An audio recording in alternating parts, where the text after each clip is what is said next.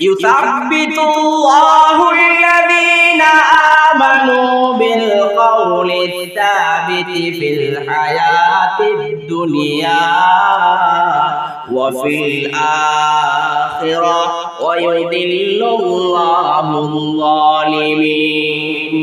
আল্লাহ রাব্বুল আলামিন বললেন, যে দামি ঈমানটা, এই ঈমানের হিফাজত করার জন্য যে ব্যক্তি লা ইলাহা ইল্লাল্লাহর জিকির বেশি বেশি করবে, আল্লাহ রাব্বুল আলামিন বললেন তার ওই ঈমানটাকে দিলের মধ্যে আমি ততটাই মজবুত করে দেব। প্রাণের ভাইরা, দুনিয়ার মধ্যে যার যত বেশি লা ইলাহা ইল্লাল্লাহর জিকির হবে, দুনিয়ার মধ্যে তার ঈমানটাই তত বেশি মজবুত হবে। কারণ সুবহানাল্লাহ। এই জন্য প্রাণের ভাইরা, লা ইলাহা ইল্লাল্লাহর জিকির করার দরকার আছে না নাই? আওয়াজ দিয়ে বলুন, দরকার আছে না নাই? লা ইলাহা ইল্লাল্লাহর জিকির পড়তে হবে কি হবে না? এই জন্য আবার দিল থেকে জিকির পড়ি, লা ইলাহা ইল্লাল্লাহ, লা ইলাহা ইল্লাল্লাহ, লা ইলাহা ইল্লাল্লাহ মুহাম্মাদুর রাসূলুল্লাহ সাল্লাল্লাহু আলাইহি ওয়াসাল্লাম। এই কালেমাটা, লা ইলাহা ইল্লাল্লাহর কালেমা যে যত বেশি পড়বে, আল্লাহ রাব্বুল আলামিন বললেন ফিল হায়াতিদ দুনিয়া ওয়া ফিল আখিরাহ, দুনিয়ার মধ্যে তার কলবের মধ্যে আমি লা ইলাহার মহব্বত ঢেলে দেব, ঈমানের মহব্বত ঢেলে দেব। পরকালের মধ্যে কবরে যখন তাকে রাখা হবে, অটোমেটিক তার জবান থেকে লা ইলাহা ইল্লাল্লাহর জিকির বের হয়ে যাবে। কোন সুবহানাল্লাহ। প্রাণের ভাইরা, বুখারীর বর্ণনা, বুখারী শরীফের বর্ণনা 4699 নম্বর হাদিস। রাসূল সাল্লাল্লাহু আলাইহি সাল্লাম বলেন, ইযা সুইলাল আবদু ফি কবরিহি, ইযা সুইলাল মুসলিমু ফি কবরিহি আশহাদু আন লা ইলাহা ইল্লাল্লাহ ওয়া আন্না মুহাম্মাদান আবদুহু ওয়া রাসূলুহু। রাসূল সাল্লাল্লাহু আলাইহি সাল্লাম বলেন, দুনিয়ার মধ্যে যে বান্দাটা লা ইলাহা ইল্লাল্লাহর তালা দিয়ে ঈমানটাকে হেফাজত করবে, লা ইলাহা ইল্লাল্লাহর জিকির দ্বারা যে ব্যক্তি ঈমানটাকে হেফাজত করবে, কবরের মধ্যে যখন ফেরেশতা এসে তাকে মান রব্বুকা বলে প্রশ্ন করবে, সাথে সাথে তার জবান দিয়ে লা ইলাহা ইল্লাল্লাহ মুহাম্মাদুর রাসূলুল্লাহর কালেমা বের হয়ে যাবে। কান সুবহানাল্লাহ।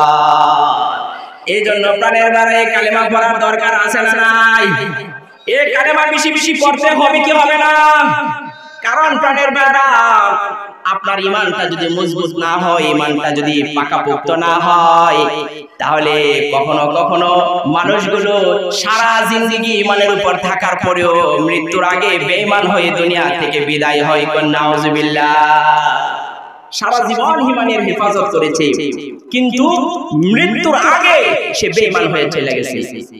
এই ঈমানের হেফাজত যদি আপনি না করেন, ঈমানটাকে যদি আপনি মহব্বত না করেন, ঈমানটাকে যদি কলবের মধ্যে জায়গা না দেন, মজবুত ভাবে যদি ঈমানের গাঁথুনি মজবুত না করতে পারেন, তাহলে দলের জন্য, দলের মহব্বতে মানুষ ঈমান বিক্রি করে দিবে, টাকার মহব্বতে মানুষ, টাকার লোভে মানুষ ঈমান বিক্রি করে দেবে, সন্তানের জন্য মানুষ ঈমান হারা হয়ে যাবে।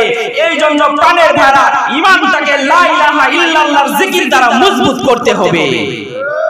প্রাণের ভাইরা, কারণ এই ঈমানটাকে আল্লাহ রাব্বুল আমিন বারবার পরীক্ষার মাধ্যমে মজবুত হচ্ছে কিনা, একমাত্র আল্লাহর জন্য সে ঈমানদার কিনা সেটা পরীক্ষা করেন।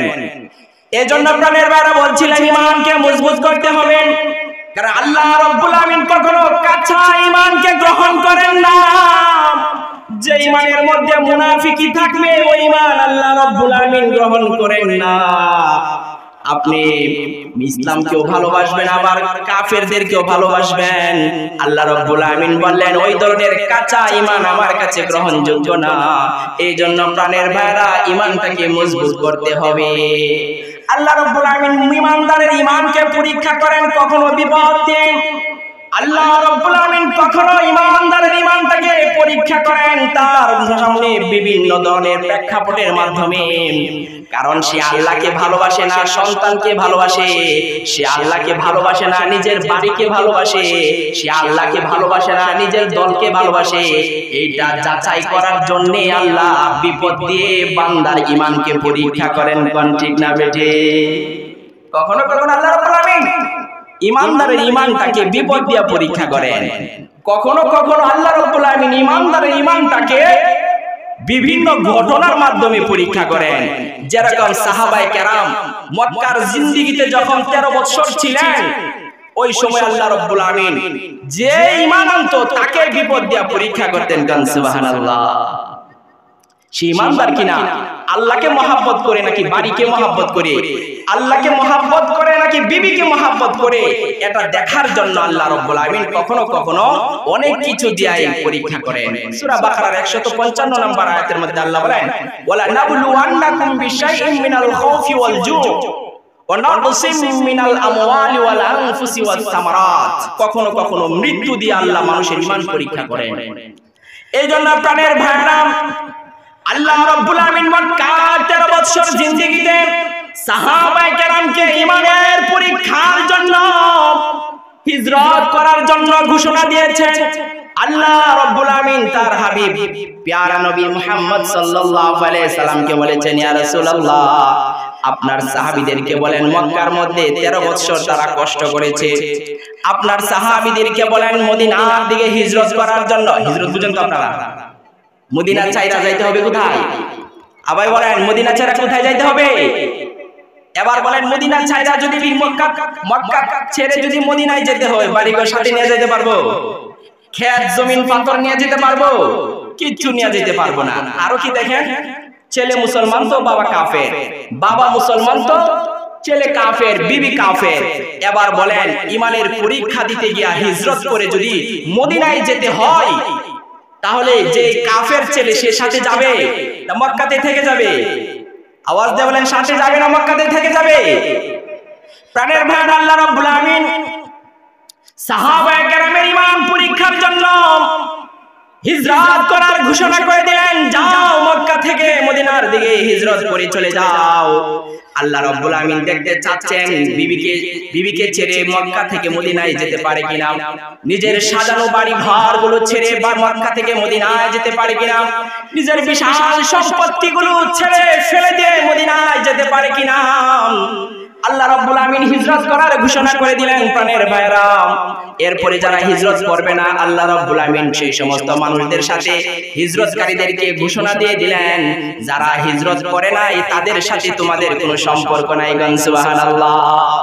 আল্লাহ রাব্বুল আলামিন কোরআনের মধ্যে বলে দিয়েছেন, ওয়াল্লাযীনা আমানু ওয়া লাম ইউহাজিরু মালাকুম মিন ওয়ালায়াতিহিম মিন শাইইন হাত্তা ইউহাজিরু। আল্লাহ রাব্বুল আলামিন আয়াতে কারিমার মধ্যে বলে দিয়েছেন, হে ঈমানদারেরা, তোমরা যারা মদিনার মধ্যে হিজরত করেছো আর যারা মক্কাতে রয়ে গিয়েছে, ঈমানের দাবি করেছিল কিন্তু হিজরত করে নাই, ওই সমস্ত মানুষদের সাথে মালাকুম মিন ওয়ালায়াতিহিম মিন শাইইন, ওই সমস্ত মানুষদের সাথে তোমাদের কোনো সম্পর্ক নাই। তারা যদি মৃত্যুবরণ করে, সেই সমস্ত মানুষরা তোমার আত্মীয় হওয়ার পরেও তোমার থেকে সম্পত্তির ভাগ পাবে না। গান সুবহানাল্লাহ। সম্পত্তির ভাগ পাবে না। প্রাণের ভাইরা, বাবা মুসলমান, ছেলে কাফের। এবার বলেন বাবা যদি মারা যায়, সম্পত্তির ভাগ ওই কাফের ছেলে পাবে? পাবে না। ছেলে মুসলমান, বাবা কাফের, বাবা ও ছেলে সম্পত্তির ভাগ পাবে না। কাফের যেরকম পাবে, ঈমানদারের সম্পত্তির ভাগ পায় না। যারা হিজরত করেছে এদের সম্পত্তির ভাগ তার যে আত্মীয় হিজরত করে নাই সেও পাবে না। এটা কার আইন? আওয়াজ দিয়ে বলেন, কার আইন? পরীক্ষাটা কার? প্রাণের ভাইরা, মক্কাতে যারা ঈমানের দাবি করেছিল কিন্তু আল্লাহর নির্দেশ পালন করার জন্য যারা হিজরত করতে পারে না, আল্লাহ রাব্বুল আলামিন তাদেরকে ঈমানদারিত্বটা কেটে দিয়েছেন। আল্লাহ রাব্বুল আলামিন তাদের ঈমান গ্রহণ করে নাই। আর যারা কষ্ট করে মক্কা থেকে মদিনার মধ্যে হিজরত করেছে তাদের ঈমানটাই আল্লাহ গ্রহণ করেছেন। প্রাণের ভাইরা, এই ধরনের পরীক্ষা আল্লাহ রাব্বুল আলামিন করেন বান্দার ঈমানকে মজবুত করার জন্য। কোন ঠিক না বেঠে? এটা ঈমানের মজবুতির জন্য। মদিনাতে গেলেন আবার পরীক্ষা। কোন সুবহানাল্লাহ। মদিনাতে গেলেন আল্লাহ রাব্বুল আলামিন জিহাদের মাধ্যমে সাহাবায়ে কেরামদেরকে পরীক্ষা করলেন। জিহাদ করার জন্য বললেন। আল্লাহ রাব্বুল আলামিন বলেন কাতিলু ফি সাবিলিল্লাহ, তোমরা আল্লাহর রাস্তায় জিহাদ করো, জিহাদের জন্য নির্দেশনা দিয়ে দিলেন।